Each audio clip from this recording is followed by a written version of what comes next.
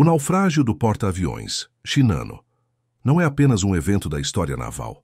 É uma metáfora sombria e precisa para o colapso logístico e a paranoia estratégica que tomavam conta do Império Japonês nos estertores de 1944. O paradoxo era gritante. Um colosso de aço, o maior e mais fortemente blindado porta-aviões já construído no mundo até aquele momento, afundou em menos de 20 horas. A gigantesca estrutura de 72,0 toneladas, nascida do casco de um super encouraçado, foi a pique atingida por apenas 4 torpedos. Sua vida operacional não durou mais que um dia, tornando-o o navio de guerra de maior tonelagem a ser afundado por um submarino na história. A tragédia consumou-se a 160 milhas a sudoeste da Baía de Tóquio, na madrugada de 29 de novembro de 1944, em uma missão de trânsito que deveria ser o prelúdio de uma nova esperança para uma frota já condenada. Para entender a sentença de morte do Shinano, é preciso primeiro revisitar a doutrina naval japonesa que o concebeu. Sua gênese remonta a uma era anterior à guerra, dominada pela obsessão pela potência bruta da classe Yamato. Diante das restrições dos tratados navais, o Japão Imperial, IJN, apostou em uma estratégia de qualidade sobre quantidade. A ideia era construir encouraçados tão maciços, tão blindados e com canhões de calibre tão superior que pudessem neutralizar a superioridade numérica esmagadora da frota americana em um único confronto decisivo. O Yamato e o Musashi eram a manifestação dessa crença megalomaníaca. O terceiro navio da classe, o casco número 110, era o futuro Shinano, cuja construção havia sido suspensa. Ele representava uma reserva estratégica em um momento em que os almirantes ainda viviam sob a primazia do canhão de grosso calibre, uma mentalidade obsoleta que seria incinerada na fornalha do Pacífico Central. A espera do casco 110 era o símbolo de uma frota que ainda não compreendia que a guerra já havia mudado de eixo, trocando o calibre pelo convés de voo. O golpe de machado que quebrou a espinha dorsal da Kido Butai, a força de porta-aviões japonesa, e mudou para sempre a doutrina naval global, veio na Batalha de Midway, em junho de 1942. A perda de 4 porta-aviões de frota, Akagi, Kaga, Soryu e Hiryu, em apenas 3 dias, não foi apenas uma derrota tática, mas uma catástrofe estratégica e, acima de tudo, um desastre industrial. Naquele ponto, ficou inegavelmente claro que o porta-aviões, e não o encouraçado, era a arma decisiva da guerra moderna. Os Estados Unidos, com sua capacidade industrial gigantesca, poderiam repor as perdas em uma velocidade que o Japão jamais conseguiria igualar. A balança industrial havia se tornado mais importante que o talento tático. Diante da hemorragia de sua força aeronaval e da incapacidade de construir novos porta-aviões de forma rápida e eficiente, a IJN tomou uma decisão desesperada. O casco 110, o último vestígio da era do canhão, seria ressuscitado. Ele seria convertido em um porta-aviões blindado, um esforço dramático para compensar as perdas e injetar uma nova, embora tardia, esperança na frota. O Shinano estava agora sendo forçado a ser um híbrido estratégico, um atestado da falência industrial do Império. Ele não seria um porta-aviões de ataque de primeira linha, como os que haviam sido perdidos, mas sim um gigante de apoio. Sua função seria a de um arsenal flutuante, capaz de transportar, armazenar e realizar reparos críticos em até 100 aeronaves para as frotas de porta-aviões menores. Essa mudança de propósito explicava a manutenção de sua blindagem de couraçado, que o tornava massivamente resistente. Ele não foi projetado para evitar o fogo, mas para absorvê-lo, atuando como um bastião de aço para apoiar a linha de frente. Contudo, essa robustez viria com um preço logístico e operacional que seria fatal. Ao longo de 1944, a situação japonesa se deteriorou de forma exponencial. A derrota esmagadora na Batalha do Golfo de Leyte, em outubro, havia eliminado a Marinha Imperial como uma força de superfície coerente. O Japão estava agora em um modo de defesa total. Cada recurso, especialmente um ativo estratégico do tamanho do Shinano, precisava ser salvo e concluído a qualquer custo. A pressa tornou-se a nova doutrina. Bombardeios americanos de longo alcance, B-29, sobre o arsenal naval de Yokosuka, onde o navio estava sendo finalizado, tornaram sua permanência insustentável. Deixar o maior e mais valioso casco restante da frota vulnerável a ataques aéreos no coração industrial era inaceitável para o alto comando. A decisão forçada foi um deslocamento perigoso. Mover o navio, ainda incompleto e inoperante, em vários sistemas vitais para o arsenal naval de Kure, mais ao sul. Lá, o Shinano teria uma chance de ser finalmente concluído, longe da ameaça imediata dos superfortalezas, mas em uma rota infestada de submarinos inimigos. O calendário havia se tornado o verdadeiro inimigo, forçando o navio a sair para o mar antes que estivesse realmente pronto. O gargalo logístico não se resumia a peças, mas a tempo. Não havia mais tempo para um comissionamento seguro e metódico. O Shinano teria que atravessar a escuridão com seus sistemas de controle de danos incompletos, sob um véu de sigilo que não poderia esconder suas 72 mil toneladas de aço. O capitão Toshio Abe foi encarregado da missão. O deslocamento de aproximadamente 300 milhas era um risco de tudo ou nada, mas a pressão sobre ele era absoluta. A prioridade era a velocidade, não a prudência tática. A pressa industrial tornaria o navio um alvo fácil para a guerra submarina americana, um moedor de carne invisível que estrangulava as linhas de suprimento japonesas desde 1942. A tragédia estava selada, antes mesmo de as âncoras serem levantadas. O Shinano zarpou na tarde de 28 de novembro de 1944, mas levava consigo a fragilidade da construção incompleta. Portas estanques não testadas, bombas de porão incompletas ou inoperantes e centenas de trabalhadores civis, em vez de uma tripulação de combate treinada em controle de danos. O gigante estava em viagem, mas nasceu com um calcanhar de Aquiles logístico. A decisão de converter o casco número 110, o futuro Shinano, de encouraçado para porta-aviões de apoio, foi mais do que uma alteração de projeto, foi um atestado de óbito da doutrina naval japonesa. A perda cataclísmica de 4 porta-aviões de frota em Midway, em junho de 1942, quebrou a espinha dorsal da Kido Butai e provou a primazia do poder aéreo, forçando o almirantado imperial a um dilema existencial. O Japão, que havia apostado na filosofia da qualidade sobre a quantidade, com seus navios monstro, precisava agora de porta-aviões, e precisava deles urgentemente. O plano de construir 3 superencouraçados, concebido como a arma definitiva contra a superioridade numérica americana, transformou-se em um gargalo industrial. O casco 110, um colosso de aço parado nos diques de Yokosuka, tornou-se um recurso que não podiam se dar ao luxo de ignorar. A conversão acelerada em porta-aviões, autorizada imediatamente após Midway, visava compensar as perdas, mas o custo era gigantesco.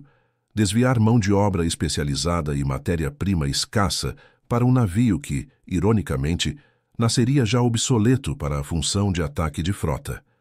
O calendário estratégico de 1944 não era ditado por Tóquio, mas sim pela capacidade industrial dos Estados Unidos e pela implacável guerra submarina no Pacífico. A frota americana lançava ao mar um novo porta-aviões a cada poucos meses, enquanto o Império lutava para colocar no serviço um único gigante que consumia montanhas de aço e milhões de horas de trabalho. Esse desequilíbrio se traduziu na fragilidade logística que definiria o destino do Shinano. À medida que o ano avançava, o propósito do navio mudou. Com a aniquilação da Marinha Imperial na Batalha do Golfo de Leyte, em outubro de 1944, a necessidade de um porta-aviões de ataque desapareceu. O Shinano, com sua blindagem de encouraçado e sua imensa capacidade de hangar, foi redefinido como um arsenal flutuante. Sua missão seria agora a de transporte de aeronaves de reserva, combustível, munição e peças de reposição para reabastecer as frotas de porta-aviões sobreviventes. De arma de ataque, ele foi rebaixado a recurso logístico móvel. Essa mudança de propósito não diminuiu a urgência de sua conclusão, mas a potencializou. A pressa industrial tornou-se frenética, impulsionada pelo terror do poder aéreo americano. A presença de bombardeiros B-29 sobre o Japão continental, especialmente nos céus de Honshu, tornou a permanência do Shinano no arsenal naval de Yokosuka uma sentença de morte. A instalação estava exposta demais, e a perda do navio em um bombardeio no dique seco seria um golpe irrecuperável de moral e material. A decisão crucial, portanto, não foi quando lançar o navio, mas para onde movê-lo. O almirantado imperial optou por um deslocamento de emergência. Mover o colosso, ainda incompleto, para o arsenal naval de Kure, na costa sul de Honshu, onde o navio poderia ser concluído em relativa segurança. Essa viagem de aproximadamente 300 milhas seria o ponto de colisão entre o desespero estratégico e a prudência tática. O capitão Toshio Abe, um oficial experiente e condecorado, recebeu a ordem de deslocamento, mas com uma instrução que continha sua própria contradição fatal: mover o navio o mais rápido possível e sob o mais estrito sigilo. A urgência era tanta que nem a instalação completa das portas estanques, nem o treinamento da tripulação para controle de danos de combate foram priorizados sobre a velocidade. Abe sabia que navegava em águas infestadas por submarinos americanos, mas o inimigo visível, os B-29, representavam a ameaça que o alto comando mais temia. Assim, a estratégia japonesa se desdobrou em um risco calculado que ignorava as realidades da guerra submarina. O capitão Abe foi forçado a fazer uma escolha impossível: garantir a segurança estrutural do navio e treinar sua tripulação de novatos, ou cumprir o calendário político-militar e fugir do bombardeio aéreo. Ele escolheu a velocidade, priorizando a fuga, e essa decisão selou o destino do navio. O Shinano zarpou para Kure não como um navio de guerra pronto, mas como um refém logístico da desesperadora situação japonesa, carregando consigo os vícios de um projeto apressado e o trauma estratégico de Midway. A ironia final estava embutida na própria natureza da missão. Um navio projetado para resistir ao ataque de canhões de encouraçado, com blindagem maciça, estava prestes a ser testado não por um bombardeiro ou por um navio de superfície, mas por um predador silencioso e de menor porte. A obsessão japonesa com a ameaça aérea iminente obscureceu o perigo que espreitava abaixo das ondas. Um perigo que a própria pressa em partir tornava exponencialmente maior. O Shinano deixou Yokosuka na tarde de 28 de novembro de 1944, uma sombra gigantesca que deveria ter simbolizado o renascimento da Marinha Imperial. Em vez disso, tornou-se a representação física de uma nação que, sob pressão implacável, permitiu que seu último grande recurso fosse ao mar incompleto, vulnerável e condenado a um encontro que a política de guerra de Tóquio havia tornado inevitável. A montanha de aço estava em movimento, mas a fragilidade da sua logística já havia assinado sua sentença tática.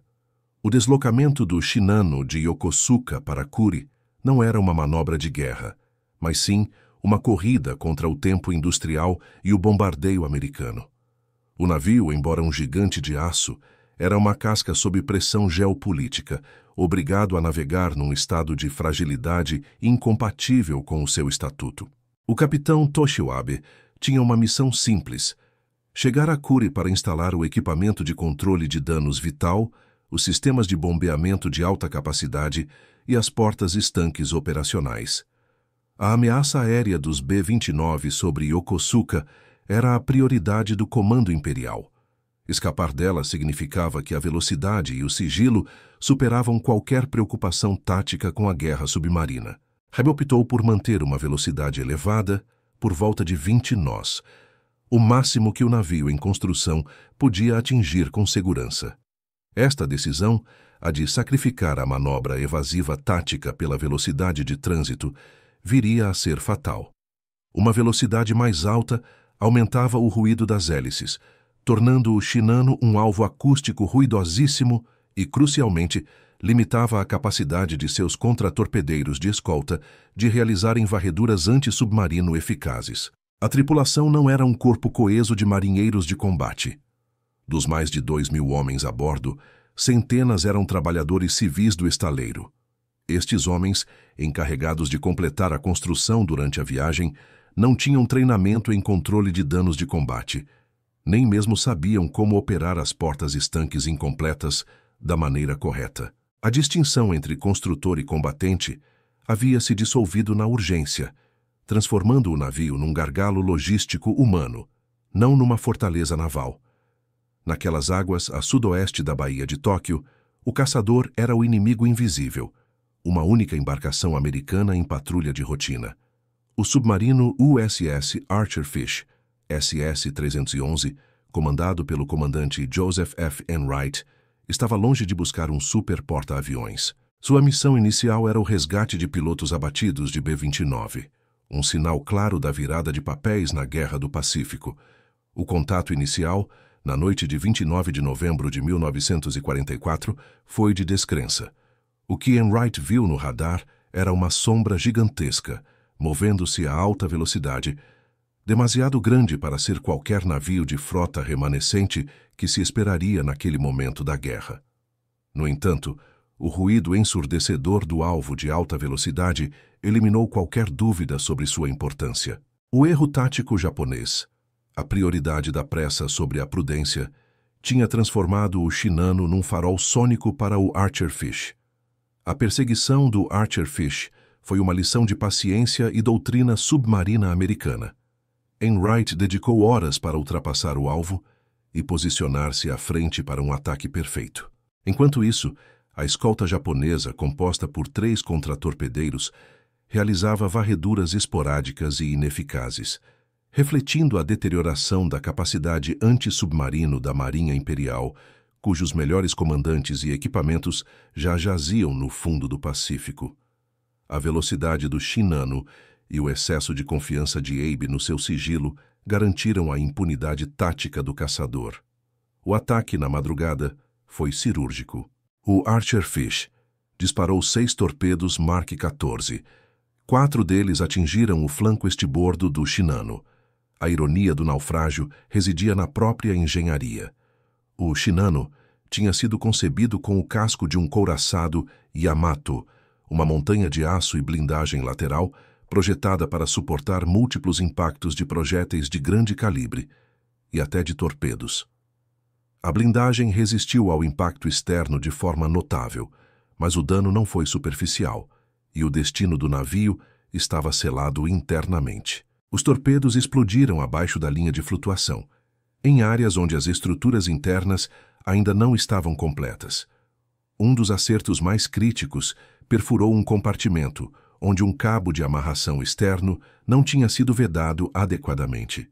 O dano catastrófico não foi a explosão em si, mas a inundação incontrolável que se seguiu. Em um navio de combate totalmente operacional, a inundação seria contida pela compartimentação estanque e, crucialmente, pelos sistemas de bombeamento de porão de alta capacidade.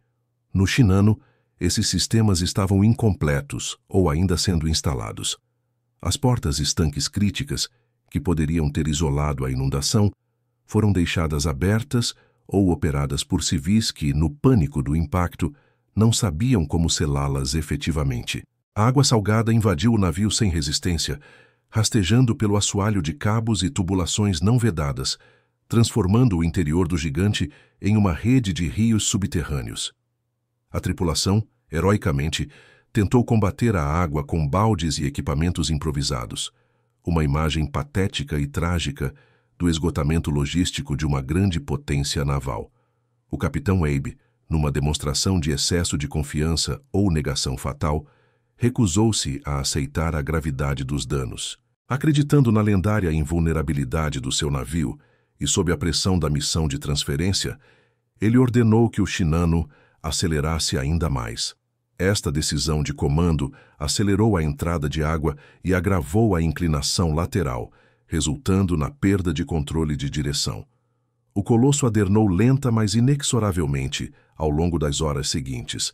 A agonia do Shinano durou menos de 7 horas após o ataque, afundando às 10h57 da manhã de 29 de novembro de 1944. A montanha de aço foi engolida pela água salgada, levando consigo mais de 1.000 homens entre marinheiros e trabalhadores civis, um custo humano direto da precipitação estratégica. O Shinano, concebido para injetar nova esperança na frota japonesa, tornou-se o atestado de óbito da logística imperial. Ele foi o maior navio de guerra já afundado por um submarino na história, e sua breve vida operacional de um dia era uma anotação trágica na margem do colapso naval japonês. A perda de 72,0 toneladas de aço não alterou o curso da guerra, já decidido pelo poder industrial americano, mas simbolizou de maneira brutal a realidade inescapável. A superioridade da engenharia de projeto não compensa um calendário estratégico insustentável. O Japão não perdeu o Shinano para o Archer Fish, perdeu para a sua própria incapacidade de gerir a logística e o treinamento humano sob a pressão esmagadora da guerra total. O afundamento do Shinano não foi um revés tático isolado. Foi um atestado de óbito geopolítico para as ambições do Império Japonês. O navio não era apenas um porta-aviões em potencial, mas a materialização do esgotamento total dos recursos imperiais. Sua perda em novembro de 1944, a esta altura da guerra, era o custo final de um luxo estratégico que o Japão não podia mais conceber, muito menos repor. A tonelagem massiva de aço e a mão de obra especializada em Yokosuka representavam a exaustão da indústria japonesa.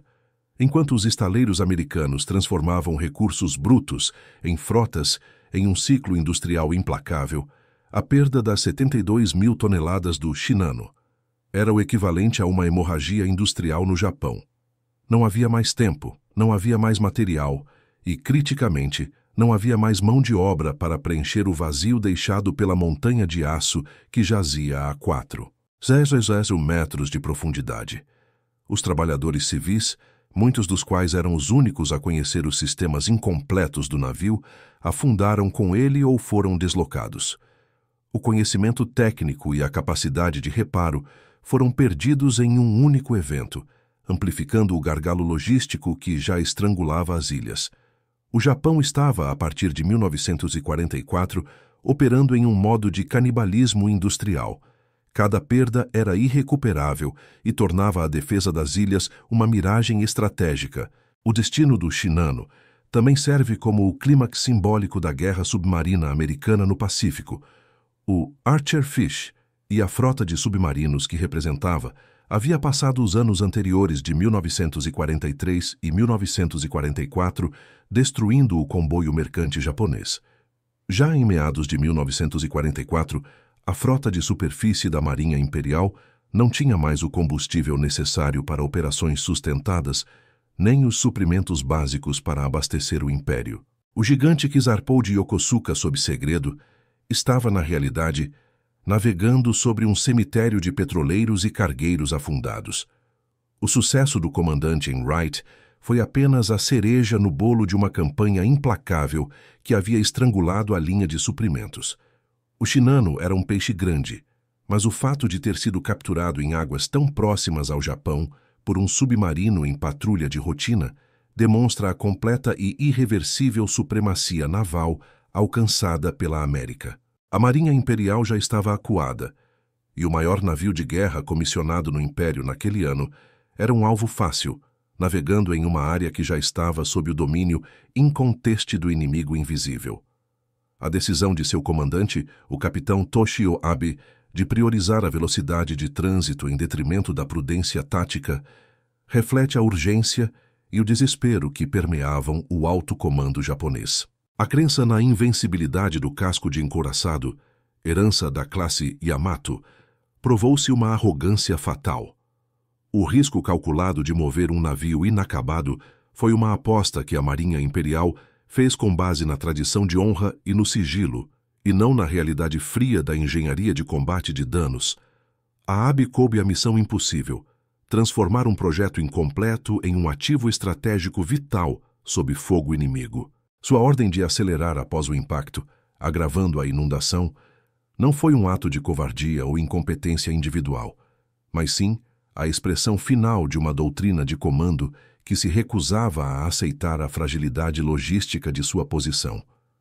O mito da inafundabilidade dos superencouraçados persistiu até o momento em que a água salgada demonstrou a primazia da física sobre o orgulho. O colapso operacional do Shinano é, portanto, um estudo de caso sobre o preço do desespero e da dissociação entre a engenharia de projeto e a capacidade logística. Um navio construído para absorver uma punição descomunal foi derrotado não pela força bruta dos torpedos do Archerfish, mas pela sua própria compartimentação não selada, pelas bombas de porão inoperantes e, crucialmente, pela falta de um treinamento básico em controle de danos para a sua tripulação mista. O navio nasceu de uma virada doutrinária, a aceitação tardia de que o porta-aviões era o senhor da guerra naval, mas estava condenado a carregar o fardo da doutrina anterior, o casco de couraçado superblindado. Ele era um anacronismo no momento de sua concepção e uma tragédia industrial no momento de sua perda. O Shinano não mudou o curso da guerra, já decidido no Golfo de Leyte. Contudo, a sua história consolidou a narrativa de que, no final de 1944, a única questão estratégica para o Japão não era se o Império cairia, mas sim como e quando. O legado do Shinano não é o de um grande porta-aviões, mas o de um fantasma industrial. Ele é a evidência palpável de que, em uma guerra total de exaustão, a capacidade de produção e a logística funcional superam, a longo prazo, qualquer genialidade de design ou bravura individual. O gigante foi projetado para ser uma fortaleza inexpugnável, uma reserva estratégica para a frota moribunda. Mas, ao invés disso, o maior navio de guerra já afundado por um submarino na história naval se tornou um símbolo sombrio, o monumento submerso ao fracasso da Marinha Imperial Japonesa em adaptar a sua doutrina à realidade cruel da guerra industrial. O Shinano foi afundado pela pressa do comando, pela exaustão da nação e pela eficácia implacável do serviço silencioso americano que encontrara no colosso incompleto a vítima final de uma campanha de estrangulamento. Ele não foi um navio de guerra, foi um recurso gasto na tentativa desesperada de deter o inevitável, e sua perda, em sua viagem inaugural, selou o julgamento da história sobre a capacidade de combate japonesa no Pacífico.